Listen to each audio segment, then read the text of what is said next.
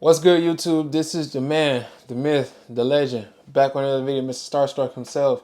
Now, I'm pretty sure y'all seen my last video where I had up here that I did a part 1 to my story time about telling about my accident and everything like that. So this is going to be part 2. I hope y'all like it. Let's get into it. Now, look. Okay. So, previously, you guys heard about me talk about when I was on the rehab floor. That's where I left off. Now, after I was on the rehab floor and I was talking to everybody, and everybody made me happy and feel like home, even though obviously it wasn't home, it was a hospital. But I felt comfortable. It's like I didn't feel like I was. The only time I felt like I was in the hospital was when obviously hospital bed, whatever. You know what I'm saying? But whatever. So I left the hospital on October 14th, right? But the day before, it was October 13th.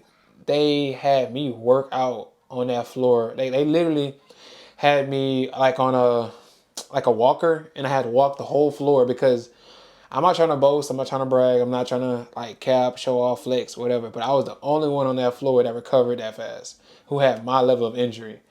So they was kind of like cheering me on a little bit more than everybody else. So mind you, in my head, I'm just like, bro, I want to go home. so so I was in there working out, doing my best. They had me walk. I had to walk the entire floor, so it was just I was mad, but I did it, and I was mad. I was happy. I was happy that I did it. So October 14th came around. I think it was like 5 days before my mom's birthday. October 14th, I was able to leave. So I'll drop the picture right here of the day I left, and when I came home, they let me come home in a taxi because I couldn't. My mom didn't have a van, accessible van for my wheelchair because I had to go home in a power chair, not a regular mobile chair. It's like a power chair, little thing where you just move in and go with you and whatever. So I came home in that, and they had put me in one of those taxis that had accessibilities and whatever. So I came home. So first night I came home, I'm laying on this bed it was so high. Like the bed was so high. It felt so weird because I was just used to laying in a hospital bed for like 3 months straight. So laying in this bed, it felt so weird. I'm just like, this is so weird. And I came home for the first time. Like, this is so it's so, I don't know. It just, you haven't been home in a long time and it just feel weird. Like, this ain't your stuff. This ain't your, this ain't your room. Like, what going on? Felt weird. So I came home. The next day, um, my mom came and checked on me that morning. She came and checked on me. She's like, "You straight? This is and that." And I was like, "Yeah." It just feels weird being home again, and I'm happy to be home, but it feel weird. You know what I'm saying? It just feels off. So, but of course, I had to familiarize myself with my house again, with my room, with my stuff. My TV. And in the back of my head, I also felt like I wasn't gonna be able to be myself again because again, I barely could sit up in the bed. I barely could sit up. I couldn't even walk.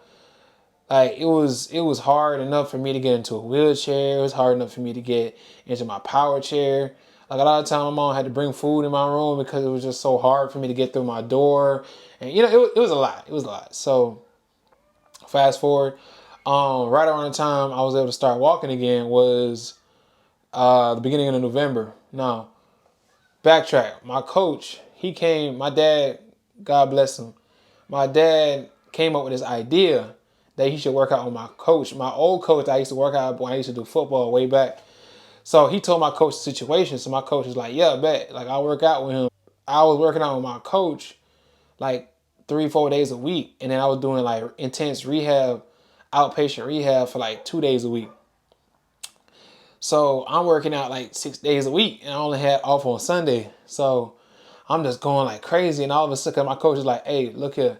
You getting out of this power chair. You getting out of this wheelchair by now in February, and not my fault, right now in November." So we talking about from October, October, October. We talking about October to November.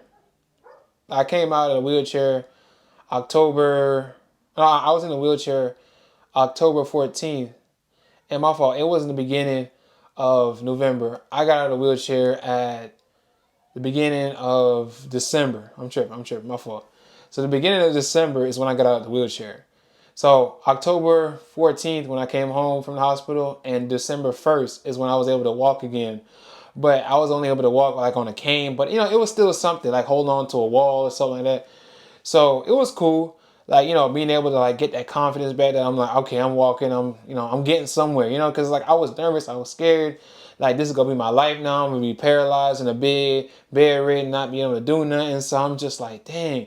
Like, and then we young, we want to tear up the streets, we want to turn up, like go everywhere, do the dash, you know what I'm saying? But um so I felt discouraged a lot. I'm not gonna lie. So after the fact, when I was able to start walking again, I tried to drive. So it was Christmas Day. Me and my mom, my sister, we had gotten into a little mini argument, whatever.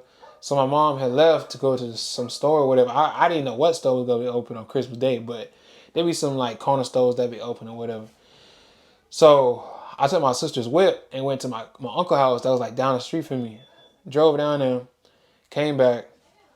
Then he was kind of shocked that I drove over there. And then he was just like, "You good, bro? You good?" So he thought something happened. I was like, "No, I just came looking for mom because, we had a little mini argument, whatever it is." So he was like, "Nah, she come over here," but she was like, he was like, "Oh, you driving now?" And this and that. And I was like, "Yeah, I'm starting to get back mobility. I'm trying to see if I can go back on the road again. Like, it's scary because car accident and everything, but it's just like I'm trying."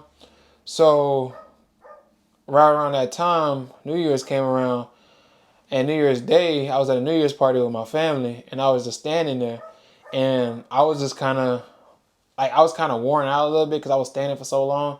So I went home, and then I thought about it towards the beginning of the year. I was like, okay, no, I want to do something different. I want to be able to like share my story like how I am with y'all. Just tell y'all that it's not impossible to come back from where you was at. Because like even though I was walking with a cane, even though I'm like limping and my leg dragging and everything, I'm just like, bro, I was paralyzed for a year, for like half a year. I mean, like almost half a year. Like probably like I was paralyzed for about 4 months straight. You know what I'm saying? Couldn't move a finger, couldn't do nothing, couldn't walk, couldn't even talk, couldn't eat, couldn't breathe. Like I said in my last video, I couldn't do nothing. And it's just like to see where I am now, to see where I was after that year, I was like, bro, I'm beyond blessed, bro. And it's just, I saw a lot of people, young people like me in close position like I am, people who are born like this. And it's just like, they feel like they can never come back. They can never change something. They can never